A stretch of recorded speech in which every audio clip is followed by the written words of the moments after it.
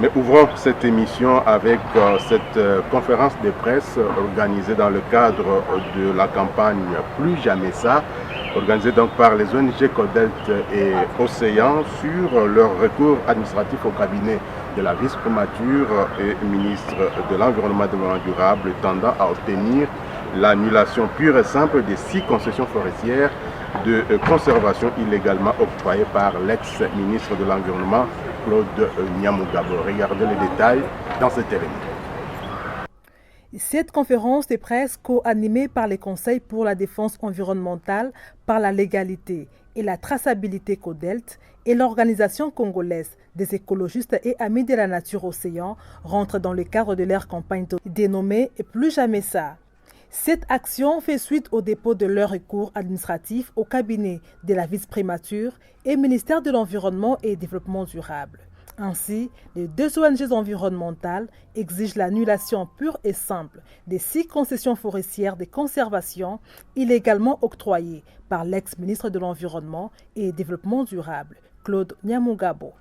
Des contrats non publiés au journal officiel pour des raisons évidentes, représentant au total 1 357 296 hectares, tous illégalement attribués à la seule société dénommée Troedlink Sarl, immatriculée au registre de commerce sous les références Louchi, bar RCCM, bar 14, B16, 73, dont le siège social est établi à Lubumbashi. Nous voudrions que ces contrats soient purement et simplement retirés, afin que nos communautés puissent jouir des ressources naturelles que Dieu les a données. Mais il ne faudrait pas que par des contrats, qu'il y a aussi la question du moratoire, il y a la question des formes, il y a la question juridique, communautaire, sociale, que nos autorités puissent se saisir d'une manière participative, que toutes les parties prenantes, et il y a une question aussi de transparence. Puisqu'en fait, quand vous signez des contrats que vous cachez, c'est après votre départ que ces contrats sortent.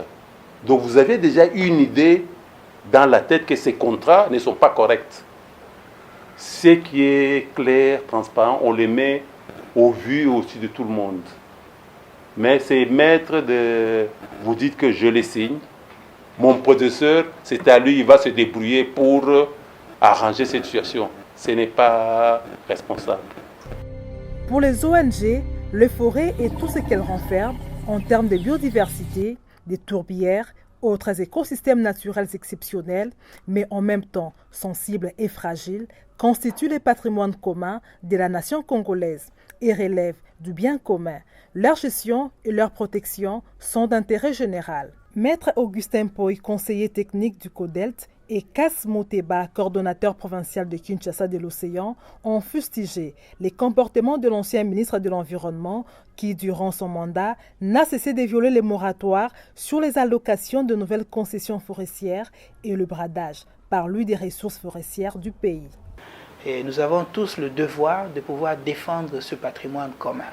Et c'est à ce titre que nous, en tant qu'ONG, opérant dans ce secteur, nous avons pris la responsabilité d'interpeller la vice-premier ministre et ministre de l'Environnement et du Développement durable à travers ce recours pour lui demander tout simplement de retirer ces actes qui jettent un discrédit sur les autorités gouvernementales en raison des engagements d'abord qu'ils prennent envers le peuple que nous sommes, envers la nation à qui ces forêts appartiennent, mais davantage encore envers ses partenaires. Il ne faut pas oublier que les forêts font l'objet d'un intérêt de plus en plus croissant de la communauté internationale et il y a des engagements que le pays a pris à ce titre. Et ces genres d'actes ternissent l'image non seulement du pays, mais également des autorités qui font finalement de la RDC un État qui n'est pas très crédible. Et nous, en tant que citoyens de ce pays, avec notre campagne Plus jamais ça, nous nous sommes levés pour pouvoir solliciter des autorités actuelles l'annulation pure et simple de ces contrats de concession. Pour conclure, je vais juste dire que cette demande-là s'inscrit déjà dans la procédure administrative ce qu'on appelle le contentieux administratif d'annulation.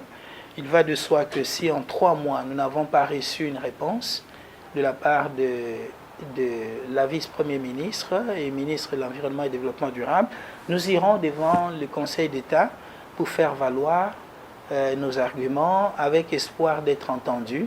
Et ce sera une action de plus sur les 2 autres dont le Conseil d'État est déjà saisi et qui sont en cours d'instruction.